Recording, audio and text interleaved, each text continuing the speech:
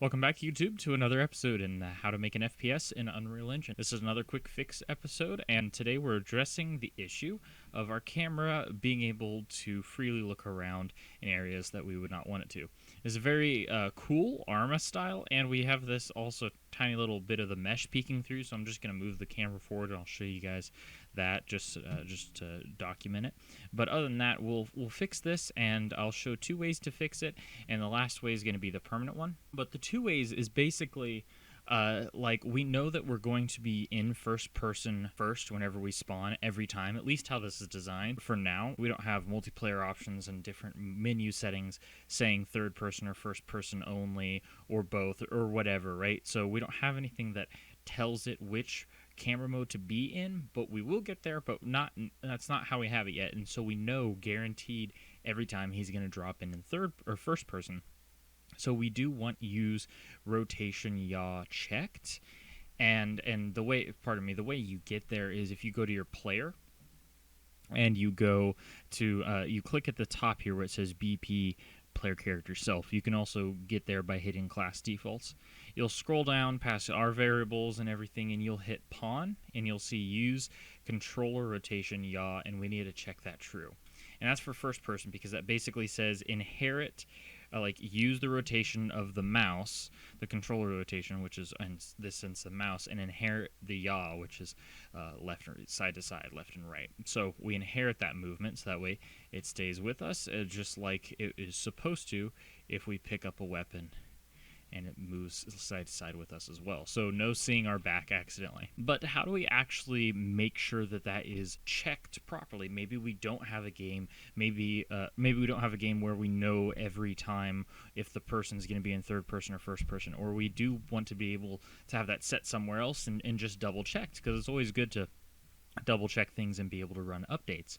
And in cases like this where it's like, well, you know, I just forgot to check one's class default, we should just have the code handle it itself and check itself, right? Well, let's make the code check itself. We can go to our event graph, right, and find our change camera area. And if you haven't have anything like this set up, you can look in the past tutorials in this series, link in the description, and you can check out, you know, how we've done the camera change, the first person, third person. But from here, right now, we basically flip-flop. We do the opposite of the camera. So if we are in third person, we go in first person. If we're in first person, we go into third person. But let's make this separate by making a custom event. We're going to call it update cam stats. And this will do basically what it says. It will update the status of the camera, getting whether we are in third person, first person. Well, it already knows that, but it's going to update all of our variables that we want to be proper based off of whether we're supposed to be in first or third person. So let's just switch on camera mode, or camera in use rather, and FP cam can go here. TP cam can go here. This can be using the cam in use variable down here. And now we just need something to run that at the beginning of every spawn, which of course we can do at begin play here.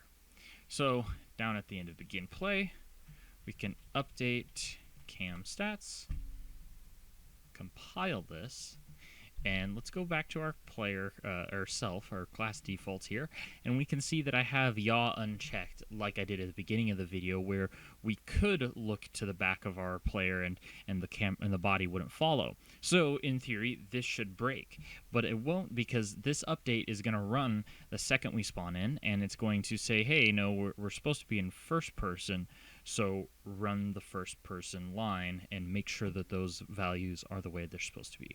So let's check it out. If I spawn in, it follows me just like I should be. And if we go here and disconnect the update cam stats, we can just prove that that is the result it gives.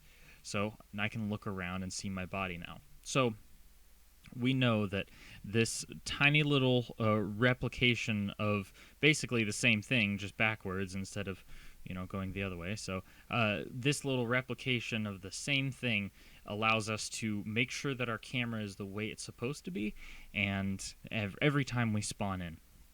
So now let's fix the camera, and I'm just going to do that very simply by going to the viewport, selecting the FPP cam, and I'm going to hit F to focus. It's going to zoom me pretty far in. And then all I'm going to do is uncheck real time, because the motion of the animations that he was doing here, right, they actually do mess with the placement. So if I messed with it, it wouldn't be accurate, and it would like keep misplacing itself and trying to correct for the motion of the animation, even though I'm trying to mess with it, because it is attached to the socket there. So I'm gonna disable that real-time animation and move the camera forward just a tad. Hopefully we can, I'm gonna turn off the grid here. So that way I can get precise movement. Hopefully we can cut out that ugly little front frame happening. I'm just gonna hop into the game here real quick. Looks like it's not happening. We can run and jump. It's happening a little bit if we look straight down, but I could fix that if I really wanted to. Looks like it's not happening up top if we jump or anywhere in the middle. Okay, it's looking good, looking good. All right, so just moving it up a little bit, fix that, but I'm sure you guys were smart enough to do that ahead of time and really focus on your looks, because I've been taking too long with these, haven't I? Well, hopefully in the next two videos, next video I'm very much planning on doing weapon dropping, because I've seen some good requests for that. And it's a basic system that ties into something that we already have. So we need to do weapon dropping, get that knocked out, and then I really want to start our inventory system and having something show up in a primary and secondary weapon slot, and kind of just build the visuals and some of the programming behind it populating in our inventory slots, but we'll get to functionality of using it in menus and all that in future episodes as well. So there's going to be a lot in the future here. So thank you very much for watching this fix. Thank you for sticking around, and I hope you enjoyed. Have a good one.